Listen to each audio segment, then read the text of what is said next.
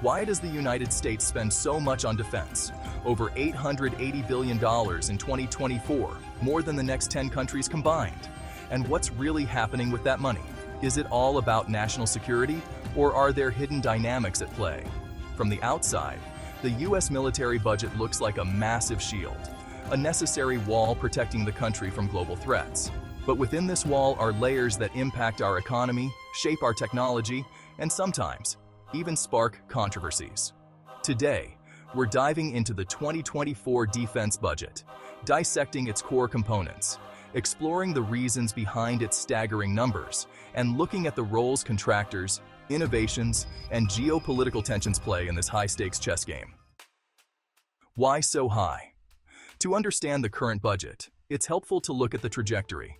Since 9/11, U.S. defense spending has seen consistent increases, and with tensions growing globally, this number keeps rising. In 2023, the budget was $853 billion, already historic. Yet in 2024, it has swelled to an estimated $880 billion. The reasons?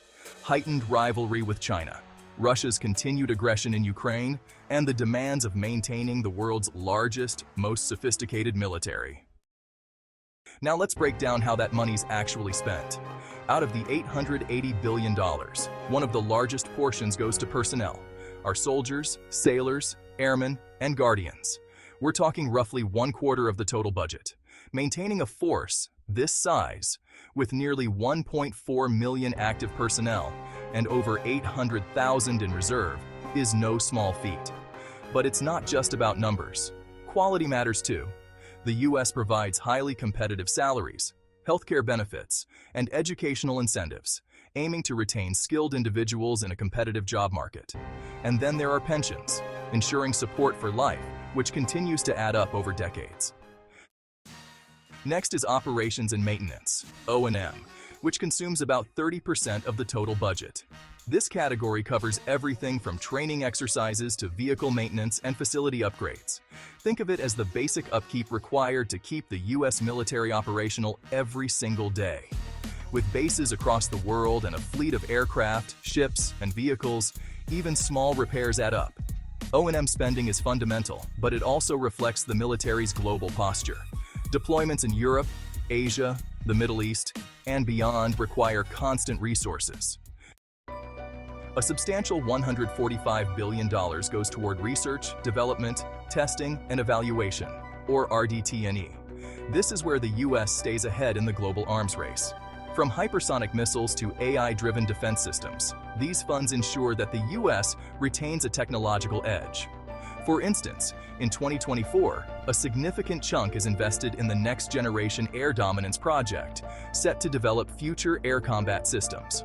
Hypersonic weapons, drones, and artificial intelligence are also priority areas, with billions allocated to R&D that will keep the U.S. on the frontier of military tech.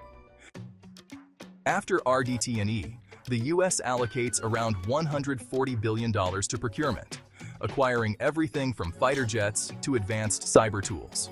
In 2024, this includes high-profile acquisitions like the F-35 Joint Strike Fighter and Columbia-class submarines, essential to maintaining strategic balance. While procurement keeps the arsenal updated, it's also a significant channel for private contractors, who play a pivotal role in supplying the military with cutting-edge tools and weaponry. Speaking of contractors, they're a cornerstone of U.S. defense, but also one of its most controversial aspects. Companies like Lockheed Martin, Raytheon, and Northrop Grumman aren't just suppliers. They're heavily involved in shaping defense policies. Contractors not only benefit from billions in contracts, but also have influence over defense decisions through lobbying.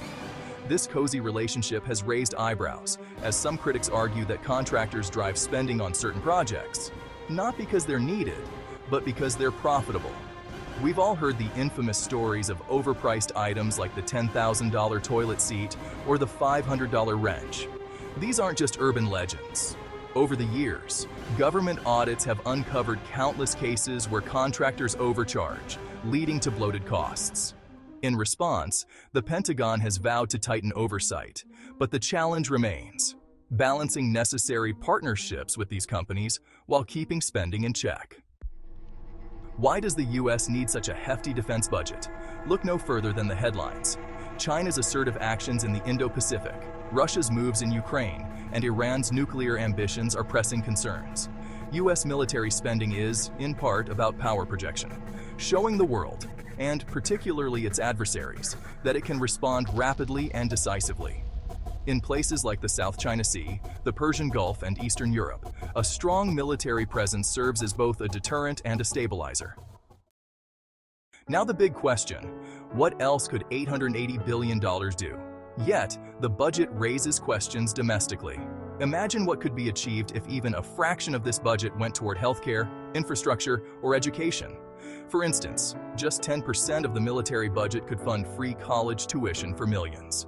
Some argue that such a reallocation would strengthen the US from within, addressing core issues like poverty and education, which can be seen as forms of domestic defense. So, how does the US strike a balance? On one hand, a strong defense is critical to national security. On the other, there's a need for accountability, both in terms of spending efficiency and ethical considerations around private contractors' roles. Calls for reforms within the Department of Defense are growing, with advocates pushing for greater transparency on where and how money is spent. The US defense budget is not just about military power. It's about positioning, influence, and the promise of technological breakthroughs that benefit society at large. Yet it also raises critical questions about priorities, influence, and spending efficiency. As international dynamics evolve, so will the budget and its implications, affecting not only America's global standing, but also its domestic well-being. What do you think? Should the US maintain this level of military spending? Or should we reallocate some of that budget to domestic needs? Let's start a discussion in the comments. Your perspective could help shape this important conversation.